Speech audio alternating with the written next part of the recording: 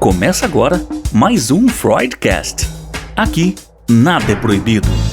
Vamos falar de angústia, sexualidade, maternidade, pânico, remédios, síndromes, fetiches e tantos outros assuntos que envolvem nosso inconsciente, só que, desta vez, quem vai sentar no divã são as neuroses e não o paciente. Alerto que nem sempre teremos respostas prontas, mas prometemos que, no mínimo, você vai ser desafiado para olhar a si mesmo e repensar sua vida. Começa agora, Freudcast. Olá, bem-vindo ao Freudcast. Bom, eu preciso começar falando que eu tenho uma filha de 18 anos e eu tinha muito medo da história da tal adolescência, porque todo mundo sempre falou que é um período muito difícil, tivemos alguns embates, mas sobrevivemos. E hoje nós vamos falar sobre esse mundo adolescente. Por que tanto sofrimento, tanta dor, tanta rebeldia? Essa história deles buscarem a autoafirmação, de se conhecerem, de falarem não para tudo, isso para os pais, logicamente. Por que eles precisam de tribos e de grupos para se identificarem? E quem vai responder todos esses questionamentos que vão ajudar não apenas os pais, os familiares, mas também os psicanalistas? É o psicanalista Igor Capilato. Bem-vindo, Igor. Muito obrigado aí pelo convite e já vou acrescentar de cara que acho que vai ajudar também os próprios adolescentes, né? É verdade, estou esquecendo deles, é verdade, porque eles também são cheios de dúvidas e ficam com aquele monte de perguntas, querendo se entender. Bom, vamos começar aqui tentando explicar um pouquinho, né, o que é essa... de onde que vem a palavra adolescente, por que adolescente, qual que é a faixa etária que a gente inclui esse grupo, né, esse adolescente, quem são eles, Igor? Vamos começar pensando, né, que lá desde da Grécia Antiga, que já se fala de um grupo de faixa etária, né, em que o sujeito está saindo da sua infância, né, da saia da barra da mãe, vamos dizer assim, e está começando a descobrir o mundo em que ele tem que ser o autor das suas jornadas, ele tem que seguir a sua própria trilha. A palavra adolescente, ela vai vir aí de um latim adolescere, né, que vai significar aí, ao mesmo tempo que significa o sujeito que está em crescimento, significa também adoecer, né? Então, é esse sujeito que está adoecendo de uma maneira simbólica, podemos assim dizer, porque ele que é um adoecer da psique humana, né? Um adoecer da mente, um adoecer dos conflitos com o mundo, né? O adolescente é o sujeito que está aprendendo a fazer o luto, né? O luto da infância, na qual ele tem todos os cuidados, toda a atenção, né? Tem toda uma estrutura social, familiar, escolar, que está lhe dando um suporte em constância, e agora ele está tendo que se virar, né, aprender a fazer as coisas sozinho. E ele, ao mesmo tempo que está aprendendo a fazer as coisas sozinho, ter autonomia, o seu corpo biológico está em transformação constante, e é uma dificuldade humana muito gritante, né? A gente olhar para o espelho, olhar para o nosso corpo e ver que ele está mudando. E são mudanças, por exemplo, na menina, que ela começa a ter reações corporais ali, que ela não entende o que está acontecendo, né? Ela precisa de alguém ali instruindo, orientando, para dizer para ela, né, por que aquele corpo está transmutando daquela maneira, por que estão acontecendo reações ali hormonais, né, que dão um estranhamento para o corpo. O adolescente é o sujeito que está saindo de um grupo onde ele tem um convívio familiar e mesmo o convívio social dele se limita entre casa e escola, os coleguinhas vão para casa ou se encontram na escola, ou no parquinho onde as mães estão juntos, os pais estão juntos, né, sempre ter o cuidador junto, e agora ele está indo para um grupo social que não tem mais o cuidador familiar ou institucional, né? Agora é um grupo onde os adolescentes estão juntos e estão entre aspas, né, a sua rebeldia, né? Eles estão livres ali para ser o adulto orientador. Então, eles acabam ficando perdidos, né? Eles precisam de um guia, precisam de alguém para orientá-los, né, nessa jornada. Para onde eu vou, né? O que caminho eu sigo. E aí aparece, como você já comentou aí na introdução, né, os grupos. Por que eles vão atrás de grupos? Por que eles vão atrás de ideologias? Por que eles vão atrás de lugares, né, nichos sociais, né, e se identificar com esses nichos? Porque o adolescente precisa encontrar um lugar, um suporte da sua imagem, e ele não tem ainda a sua imagem elaborada, formulada, então ele vai lá e encontra alguém que lhe dá esse suporte de orientação, né? Lembrando que muitos adolescentes têm a condição de ter o pai, a mãe, ou um professor que dá o suporte, mas a maioria já não tem mais, né, esse suporte do pai, a mãe, que às vezes precisam trabalhar tempo integral, e às vezes o próprio adolescente precisa sair para trabalhar, para auxiliar no sustento familiar. A gente sabe das condições de hoje em dia, né? O Igor, e uma das, assim, quando você estava falando desse adolescente ter que se vê com ele mesmo, com um novo corpo, né? Eu fiquei imaginando quando você falou das meninas, aí a palavra que veio na minha mente foi assim, começa a explodir tudo, né? Porque explode um seio, começa a mudar o corpo por causa dos hormônios, os meninos têm a questão da voz, de repente ele está com uma voz normal, de repente a voz engrossa. Então são mudanças físicas que também tem essa questão, além das mudanças físicas, nós temos as questões emocionais. Mas eu fiquei imaginando se tem estudos que apontam se houve uma entrada mais, assim, em que os adolescentes cada vez mais cedo eles estão entrando nesse adolescer e estão saindo mais tarde. Existe isso? Como que você está vendo? Como que é essa questão da entrada desse adolescer e da saída dele?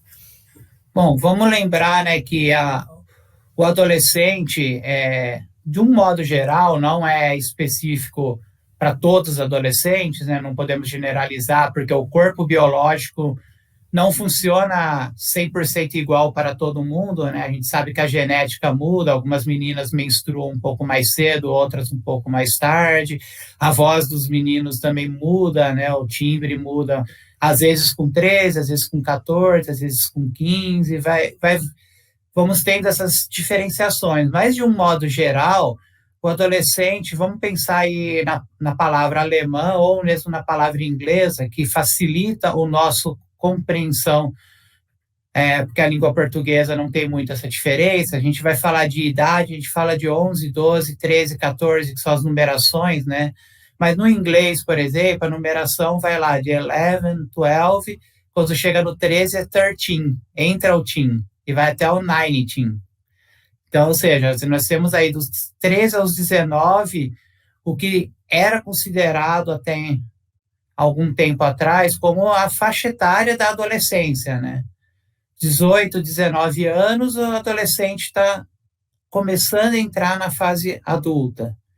E dos 12 para os 13 anos, ele está fazendo a sua transformação de criança para adolescente. Hoje, a gente sabe que existe uma adolescência precoce por conta das condições sociais, institucionais, porque o cuidado tem sido deixado um pouco de lado. A gente já sabe, quando a gente pensa em crianças, que as crianças hoje estão tendo a substituição do adulto cuidador pela babá eletrônica, que é o celular, é a televisão, os streamings, o computador, né, estão sendo colocados nessas condições. Então, eles não estão tendo um respaldo de uma infância como deveriam ter, né, com as brincadeiras, com o lúdico. Então, eles estão tendo acesso com algumas informações, porque mesmo que eles estejam assistindo alguma coisa para a faixa etária deles, sempre entra algum conteúdo ou alguma informação que eles acabam tendo acesso que não é para a faixa etária deles. Então, já vai antecipando um pouco essa mente pensar sobre coisas que já são do adolescente. Então, a gente tem um adolescente precoce pela infância reduzida, né? Então, esse adolescente... E também porque a gente sabe que alguns, tanto veículos de comunicação, quanto as próprias instituições, escolas, e tudo, os meios de convívio social, né? A criança que é levada no shopping center, a gente sabe que existe uma aceleração, né, de adolescer, porque o adolescente ele tem um consumo maior, né? Ele tem um interesse maior aí em termos de cultura, vamos dizer assim, contemporânea, né? O adolescente é um nicho interessante para o mercado, né? Então, a gente vê alguns programas de televisão que já colocam as crianças fazendo competições que não são para a faixa etária delas, né? São competições adultizadas, dessas crianças que a gente tem visto aí se vestirem como adultos, imitarem adultos e não imitarem mais outras crianças ou adolescentes, né, imitarem adultos. Quase que a gente não vê, ou talvez a gente não veja mais aqueles programas infantis que eram apresentados por crianças, né? A criança ter um referencial da criança, e hoje, ou bonecos, né, personagens que eram da fantasia, do mundo da fantasia, e hoje são adultos falando como adultos para as crianças, né? Então a gente antecipa a adolescência. E o sair da adolescência necessita uma questão muito importante, que é o luto. É você deixar a adolescência, da onde você ia para um shopping center no dia da semana para assistir um cinema, para curtir uma balada, para sair com o grupo de amigos, e agora você está num nicho adulto, que é um lugar do adulto, que é o lugar do trabalho. Você já não tem mais aquela questão do adolescente que acabou a lição de casa da escola, agora eu tenho meu tempo livre para curtir, para poder fazer algum passeio, fazer alguma atividade de adolescente. Agora não, você tem um tempo mais integral de trabalho, né, de mercado de trabalho. E com isso, o adolescente ele tem essa dificuldade de lidar com essa perda, né, e entender que agora ele já teve uma responsabilidade, né, sobre a sua vida, mas agora ele tem uma responsabilidade total, né? Agora a responsabilidade não é mais 50%, tipo, eu tenho responsabilidade pelas minhas atividades da escola, tenho responsabilidade pela minha roupa, pela minha alimentação, mas quando eu preciso de alguma coisa, eu tenho o pai e a mãe ali. O adulto vai entrar numa era em que nem todo adulto tem a família ainda cuidando, né? A maioria dos adultos já é a fase em que ele tem que cuidar do próprio dinheiro, do próprio nariz, né, como a gente diz, e o adolescente tem que lidar com essa perda, né? É uma perda gritante, né? O que a gente percebe é que a vida desse adolescente, né, não é tão fácil, né? Ele enfrenta muitos desafios. Agora, se for possível, acho que não deve ter uma receita, obviamente, mas assim, como passar por essa fase sem grandes percalços? Não tem jeito, né, Igor? Vai ter que enfrentá-los, né? Vai ter que enfrentar a dor, vai ter que enfrentar a angústia. E qual é a melhor maneira de enfrentar essa dor, né, do luto? Qual a melhor maneira de enfrentar a angústia? É aprender que não é errado sentir raiva de estar perdendo, né, a adolescência. Não tem que gostar de se tornar adulto, né? Uhum. Então é aprender isso. Ele vai aprender a conviver com a idade adulta e ele pode vir a gostar, mas ele não precisa, com 18 anos, 19 anos, falar, eu gosto disso, eu vou deixar de poder jogar bola, brincar e fazer outras atividades de adolescente, ir para uma balada, ir para um barzinho, eu vou ter que deixar isso para agora escolher uma profissão, escolher uma faculdade que vai me demandar muito mais tempo. Ele não tem que gostar disso, né? Ele sabe que é necessário, ele tem que entender que é necessário, mas não é obrigado a gostar, né? Então, esse acho que eu falo, não tem uma receita, mas o primeiro passo é isso. Pode ter raiva, pode sentir raiva, achar que é ruim, porque faz parte do luto, né? Qual é o papel dos pais nesse processo do adolescer? É suporte, né? Papel do pai e da mãe, dos pais ali, tanto os pais alguns com os pais biológicos, outros não têm do pai biológico, mas Tem os muito pais avô, né? Muitos avós que assumem esse papel, né? assumem, mas aí eles assumem o papel de pais, né? Eles deixam de serem avós e vão ser os pais simbólicos, né? Que a gente fala.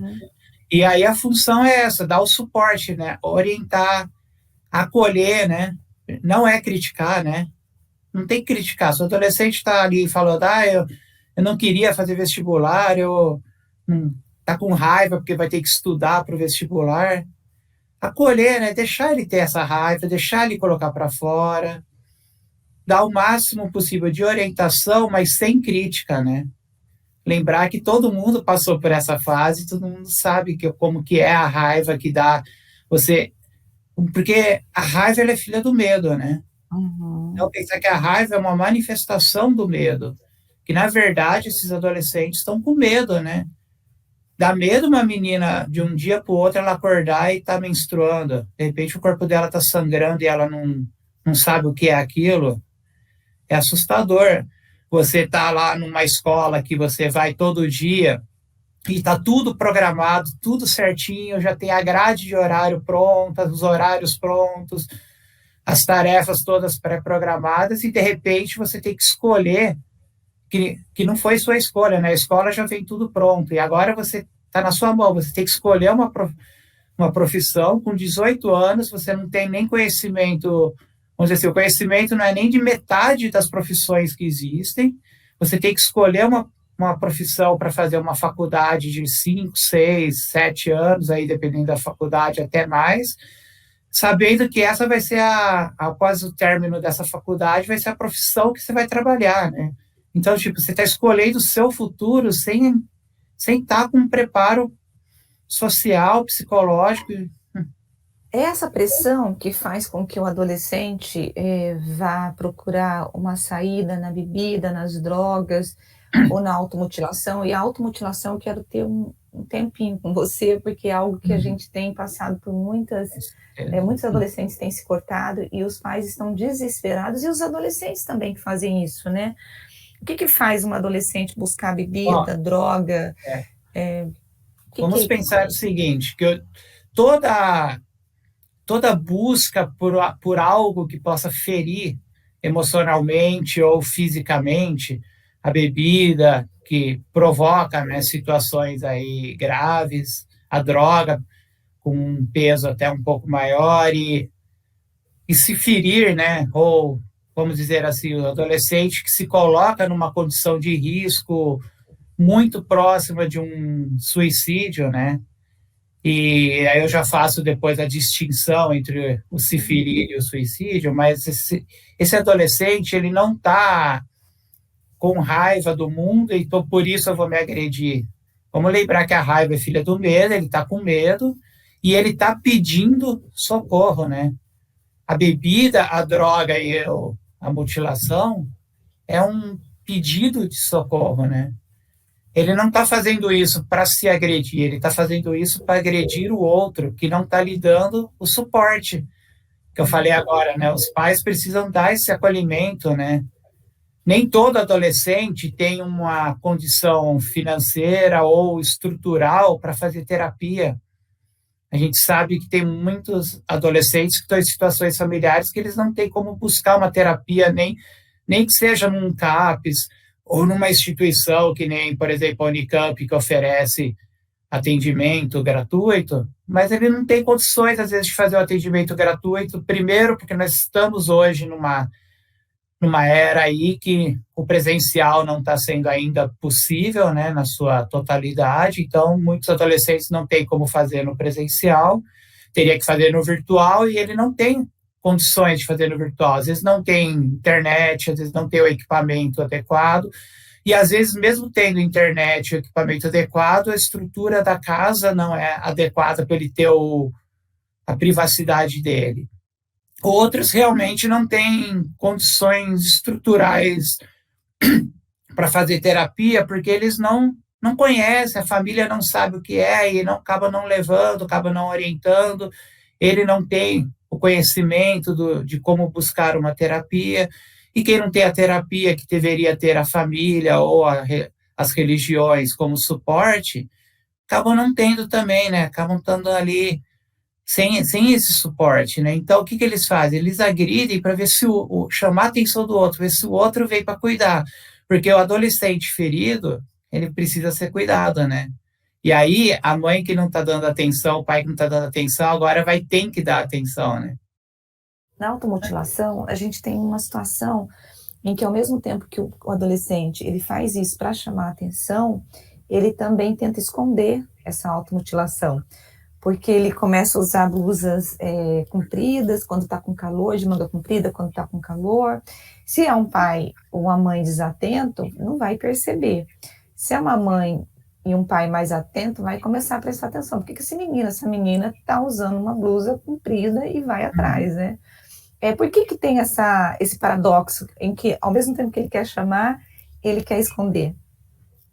O adolescente, ele quer chamar a atenção, mas de maneiras subjetivas, né, simbólicas, maneiras que não são diretas. Ele, por exemplo, esconde a droga na gaveta de meia, porque a hora que a roupa vier lá da lavanderia, da casa, a mãe vai guardar ali na gaveta e vai encontrar a droga, né? Não é explícita a visibilidade do que ele está provocando, né? Ele faz o corte no braço e ele põe uma blusa de manga comprida que chama atenção, a blusa é para chamar atenção, e ao mesmo tempo para esconder, porque ele não é que muitas vezes ele não quer mostrar para o outro, na verdade ele não quer mostrar para ele mesmo que ele fez aquilo.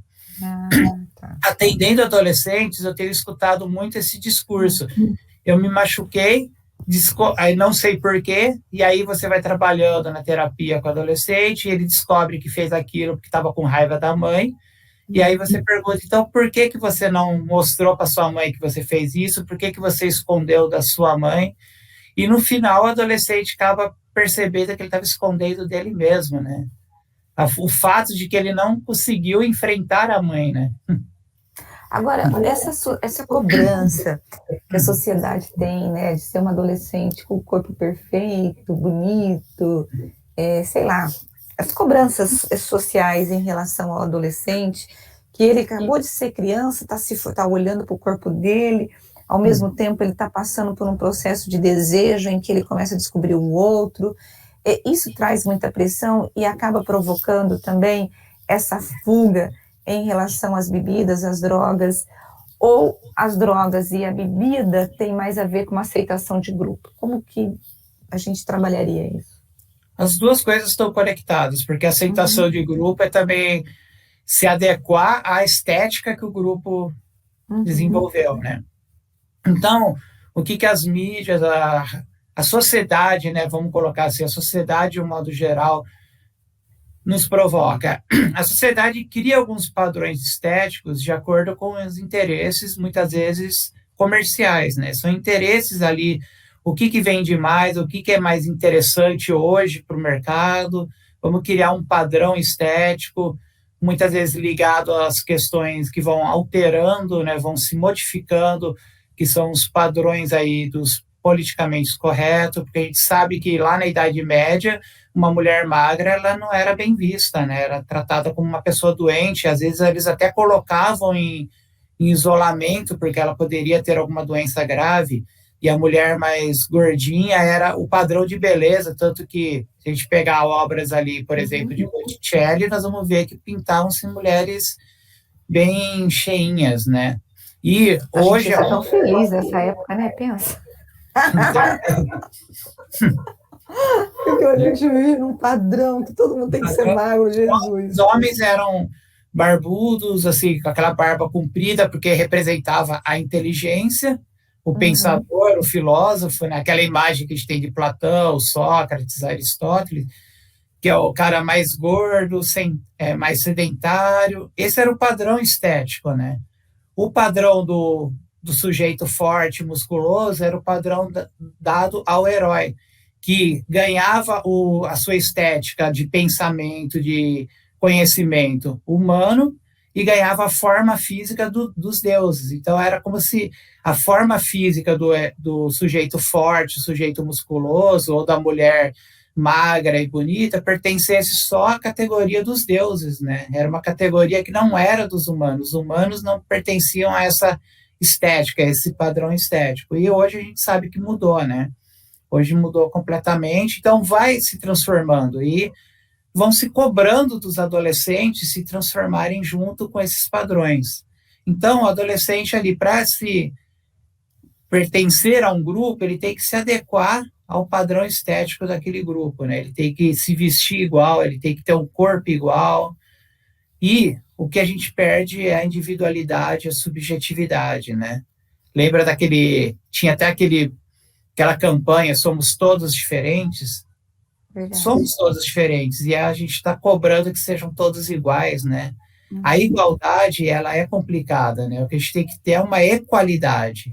Equalidade é um padrão, vamos dizer assim, de uma vida muito boa, né? De uma vida bem aceita, de uma vida em que o bem-estar vai estar lá, né? Mas o mal-estar da civilização, da sociedade, o mal-estar está justamente no cobrar que todos sejam iguais esteticamente, né? Falando, com pensamentos iguais, sem permitir que também se pense de maneira diferente, que goste de coisas diferentes. Imagina um adolescente que goste de ópera, que grupo de adolescentes que ele vai conseguir se envolver, né, se enquadrar? Ele tem que gostar daquilo que a mídia está tocando, que os jovens estão ouvindo nas baladas, e de repente não é o que ele gosta e ele acaba se isolando.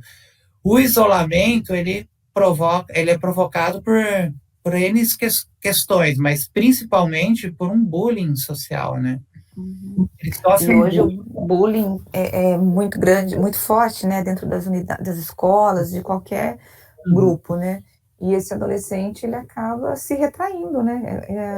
O bullying não existisse antes do termo bullying começar a ser aplicado. É isso que eu ia te perguntar, porque assim, o que fazia com que a gente, porque eu já sofri bullying na escola, mas nem sabia que era isso. Ia pra gente, na nossa cabeça, era o povo tirando sarro, e aí, a gente gostava? Não, mas a gente sabia lidar com isso. O que mudou entre esse adolescente de hoje e a gente? Por exemplo, eu sou mais velha que você, mas eu lembro que você também deve ter passado por bullying na escola, não sei se você já sabia que era bullying, mas eu não tinha ideia que era bullying, mas passei meio que, não sei se eu posso dizer ilesa, mas sobrevivi, entendeu? E também acho que fazia nos outros também, viu? Porque dava risada quando alguém estava tirando sarro de alguém.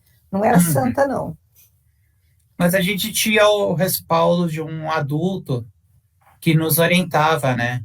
Ou o pai, ou a mãe, ou um avô, uma avó, ou o professor, o cuidador, né? Existia o cuidador, né? O adulto cuidador que nos orientava, né, daquilo que estava acontecendo, fazia o acolhimento e nos dava soluções para aquela situação, né? A gente aprendia a enfrentar, né? E não enfrentar dando o troco na mesma moeda, mas muitas vezes conseguindo até reverter a situação, usando de uma boa psicologia, né? Um bom diálogo para reverter situações. Quantas crianças ou adolescentes da nossa época, né? Quantos adolescentes da nossa geração que brigavam um com o outro e de repente se tornaram amigos, melhores amigos, a gente brigava e depois no dia seguinte ia lá pedir desculpa, tinha aquela coisa de dar o dedinho, né, para prometer que nunca mais ia brigar com o outro.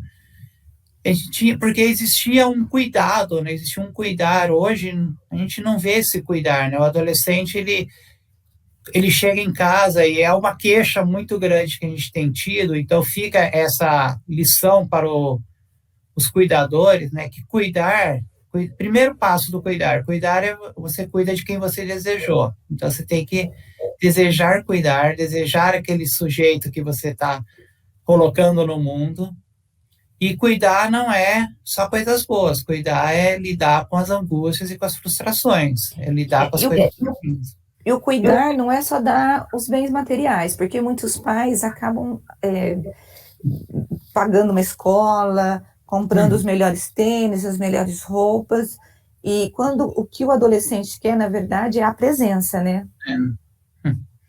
Ele quer o cuidado emocional, o cuidado afetivo, né? O material, ele é só um kit de sobrevivência, né?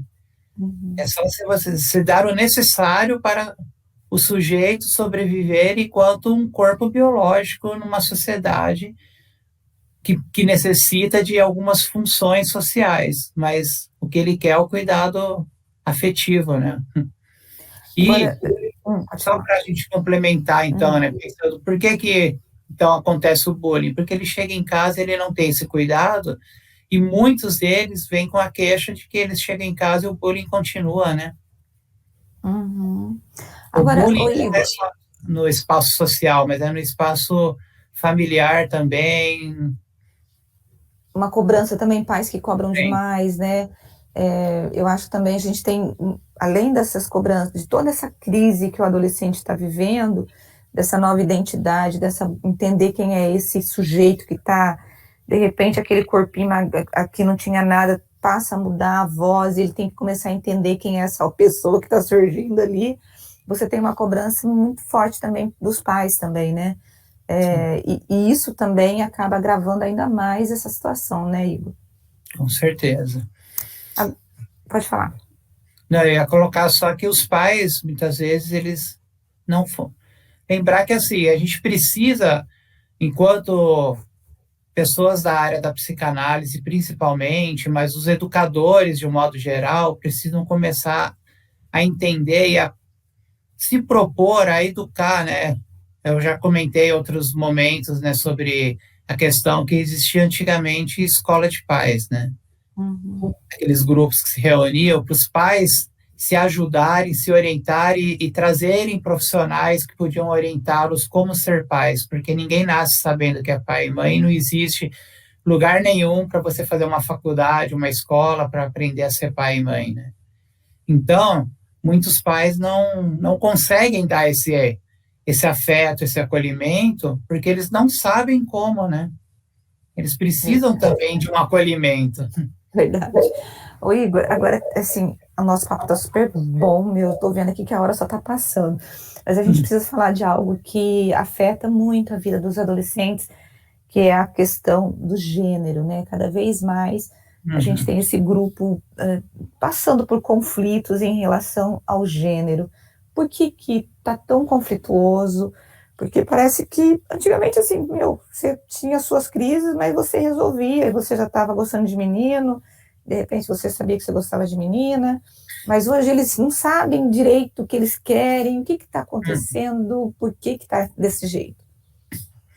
Existem algumas questões importantes, que é a influência do mundo externo, né?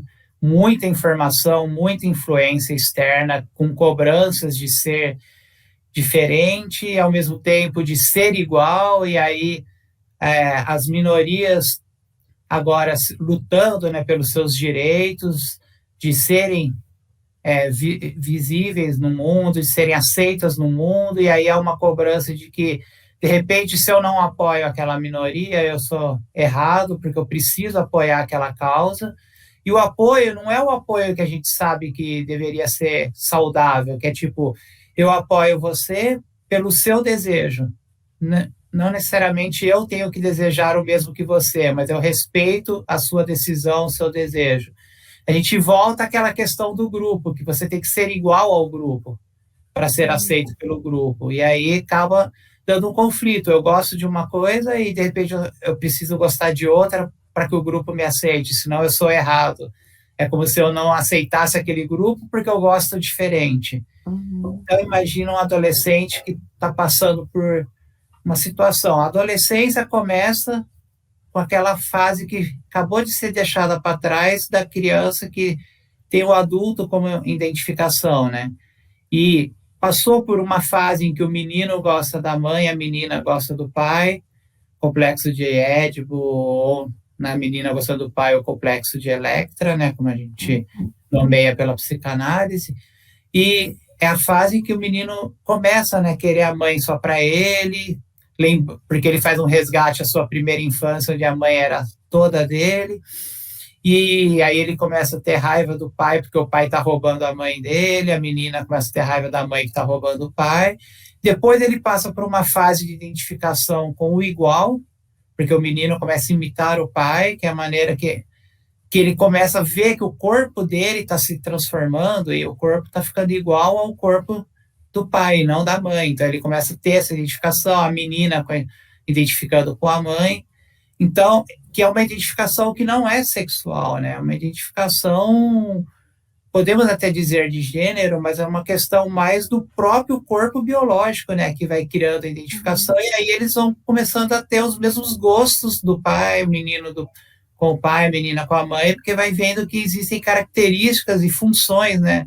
Então, o menino que vai brincar lá de imitar o pai, fazer a barba, ele nem tem pelo no rosto, mas ele imita o pai, porque ele sabe que isso vai ser uma questão biológica que vai acontecer com ele, então ele já está ali imitando, e de repente ele entra numa adolescência e que é cobrado questões de gênero que ele não conhece ainda, ele está aprendendo ainda, não teve uma educação adequada a respeito disso, ele não tem ainda maturidade para aprender sobre isso, né? Ele está descobrindo o seu corpo lá nos 13, 14 anos, está começando a ver o corpo mudar e, de repente, já está tendo que lidar com um corpo adulto, né?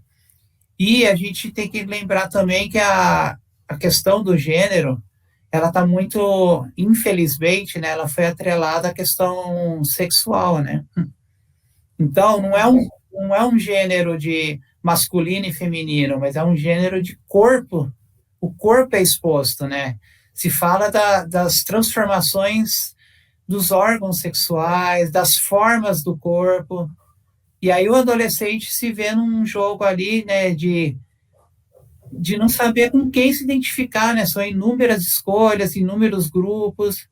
Também temos uma questão de que o adolescente, no início da adolescência, é natural o adolescente voltar a essa identificação com a pessoa do mesmo gênero. Os meninos querem ficar só com os meninos, as meninas só com as meninas, e aos poucos eles vão querendo misturar os grupos, o menino começa a gostar da menina, a menina do menino, e assim, né, a gente vai vendo essas variações, mas no começo eles estão ali. Por que os meninos estão juntos? Porque eles têm interesses comuns, né? E as meninas têm interesses comuns também, e acabam criando seus grupos, né? Acabam criando suas identificações.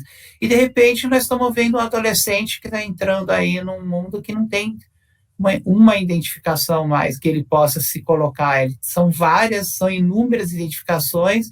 Então, hoje a menina tem a sua melhor amiga, e é uma das questões que tem aparecido na clínica. A menina tem a sua melhor amiga, e ela, principalmente hoje, com quarentena, com isolamento, não está tendo convívio com um grupo que é heterogêneo. Então, estamos tendo ali, a menina tem a sua melhor amiga, ela recebe a sua melhor amiga em casa, porque tem uma questão de saber que aquela lá não está com Covid, e a família também tem um cuidado, então, só que ela não convive com os meninos ou com outras meninas, e aí ela acaba tendo uma proximidade tão íntima, né, com essa amiga, que ela confunde o gostar da amiga enquanto amiga com um desejo hormonal ali, o desejo está ali fervendo, e ela não tem outra pessoa para gostar, né? Agora, qual que é assim, como psicanalista, né? Como que os pais podem ajudar o grupo para poder não causar tanta confusão? Qual que é a saída? A saída é conversar, né, francamente mesmo, ter uma conversa sobre, perguntar, né, sobre de quem que você está gostando, por que você está gostando, deixar falar um pouco, porque esses adolescentes que vêm falando, por exemplo, as meninas quando vêm falando, eu descobri que eu gosto de menina.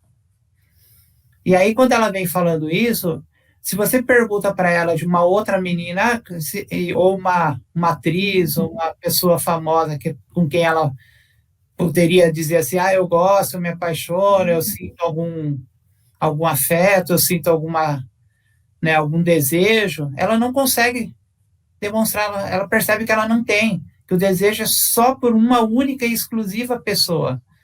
E aí ela começa a perceber que misturou o afeto da amizade com o afeto da relação sexual, do desejo sexual, né? Começa a misturar todo esse turbilhão de informações que veio de uma vez, né? A gente não está subindo degrau por degrau como deveria ser a adolescência, né? Ensinando aos poucos, mas já vem tudo de uma vez, né? Vem um turbilhão de informações, eles estão lá na internet, eles estão vendo essas informações constantes, né? Estão vendo isso direto acontecer, né? Eles não estão vendo artistas ou pessoas, né, celebridades ou influencers aí que falam sobre questões da adolescência. Eles estão vendo influencers que estão falando das suas próprias questões de adulto, e o adolescente está vendo isso, está vendo essa informação sem ter uma bagagem emocional, cultural, e ainda não tem, né? Está um cérebro em formação, né? A gente acha que o cérebro desenvolve ali no bebê enquanto está se maturando ali, mas a gente esquece que a parte psíquica, ela está em desenvolvimento até a fase adulta, né? O adolescente é esse que a gente estava falando aí, né? O que é adolescente? Né? Está crescendo, né? Crescendo psiquicamente, né? Não é só corporalmente, né? Igor, juro que nós vamos terminar agora, mas eu ainda tenho mais uma pergunta para você. Como que você faz o manejo da clínica com esse adolescente? Como cuidar desse adolescente dentro da clínica, na psicanálise? O primeiro passo, né, do manejo é criar a confiabilidade com o adolescente. Ele tem que se sentir confiante com aquele sujeito que ele está sendo ali colocado diante, né, que é o terapeuta, o analista. Saber que o analista não está lá para julgá-lo, mas sim para ser um porto seguro para ele, saber que ali é o lugar em que ele pode colocar todas as angústias para fora, que muitas vezes ele não tem, né, como eu falei, na religião, na escola, na família, e ali ele vai ter o lugar dele de pôr tudo para fora, vai poder pedir ajuda, né, vai poder pedir um socorro ali, ter um retorno. Então, o primeiro é criar essa confiabilidade, né? Segundo, deixar ele, então, né, nesse porto seguro, nesse lugar que ele se sinta seguro, e saber que adolescente não é adulto, e mesmo o adulto, a gente sabe que cada sujeito é um sujeito, então a gente tem que conversar com o adolescente na linguagem do adolescente. Um bom diálogo é aquele diálogo que é conversado na linguagem do sujeito, né? Ele vai trazer questões que, se a gente não entrar no universo, no mundo da fantasia deles, a gente não vai conseguir entender o que se passa, o que está acontecendo.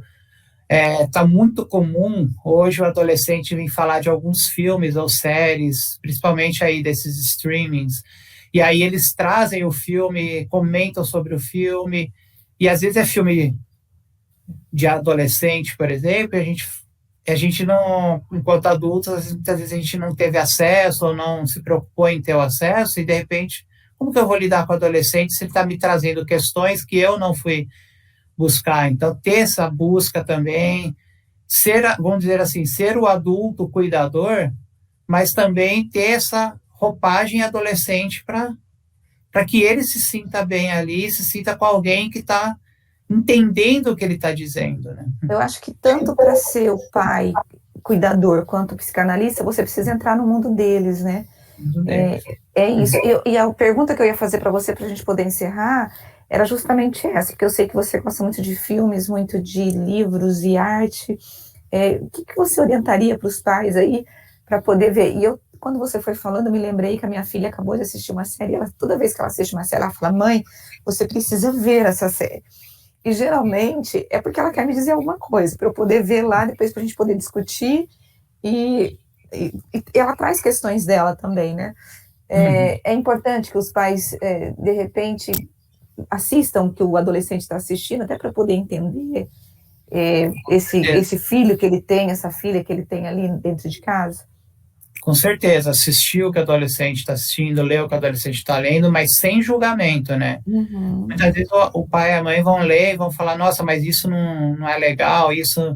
Porque há um julgamento do adulto, né? Mas vamos ler e vamos pensar como que o adolescente está vivendo aquela fase, por que ele se identificou com aquele filme, com aquela série ou com aquele livro, por que há essa identificação, né?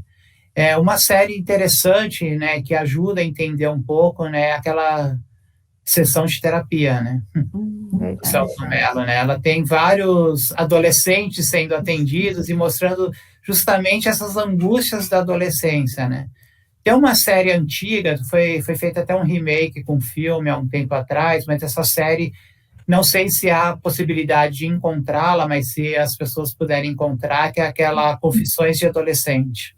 Verdade, isso também é bom. Confissões de Adolescente também é interessantíssimo para entender, né, como que o adolescente revela suas angústias, demonstra suas angústias, e quais são essas angústias, né? Gente, eu quero agradecer o Igor, porque eu acho que esse foi o podcast que eu mais ultrapassei do tempo. Eu gostaria muito, Igor, de ter tido essa conversa contigo lá quando a minha filha era adolescente. E resolver muita coisa na minha vida e na vida dela. Muito obrigada. Eu acho que, como você falou, eu comecei abrindo dizendo que seria bom para os pais e para os psicanalistas, e você acrescentou para os adolescentes. Aqui na minha cabeça eu falei, eu vou mandar esse podcast para um monte de adolescente que eu conheço, para poder ouvir. Muito obrigada, viu, Igor? E podemos fechar com uma frase esse podcast? Podemos, claro. Eu gosto de falar muito assim, vamos permitir o adolescente adolecer. É isso. Muito obrigada pelo seu tempo dedicado aqui para a gente. Eu acho que vai ajudar muita gente. Obrigada mesmo, Igor. E você que esteve conosco, eu quero agradecer você, porque eu tenho certeza que você, como eu, foi assim, ouvindo, foi pensando, se você é mãe, se você é pai, nos teus erros, nos teus acertos. E vamos ajudar, vamos transmitir, pedir para que as pessoas possam compartilhar esse áudio, né? Esse podcast, porque eu tenho certeza que vai ajudar muitos pais e muitos adolescentes. E na semana que vem, eu tenho um encontro contigo aqui, mais uma vez, com um psicanalista, quando nós iremos abordar assuntos tão interessantes quanto esse de hoje. Gente, eu tenho certeza que isso aqui foi uma aula, uma aula. Beijo para vocês. Tchau, tchau. Até a semana que vem.